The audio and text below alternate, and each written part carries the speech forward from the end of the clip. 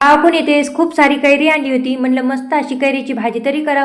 सर्वात पहिल्यांदा कैरी कट करून घ्यायची, त्यामधलं कोय काढून घ्यायची आणि कैरीचे छोटे छोटे आकारात तुकडे करून घ्यायचे. तर केलेले कैरीचे तुकडे एक वेळेस स्वच्छ पाण्याने धुवून घ्यायचे. तर आता आपण कैरी 2 मिनिटं शिजून घेणार आहोत. गॅसवर पातेल्यात पाणी गरम केलेले आहे, त्यामध्ये कैरी टाकून झाकून 2 मिनिटं कैरी शिजून घ्यायची. कैरी मस्त अशी शिजलेली आहे. एका चाळणीमध्ये काढून यामधलं पाणी काढून घेऊया. आता लगेचच आपण भाजीला फोडणी देऊन घेऊया.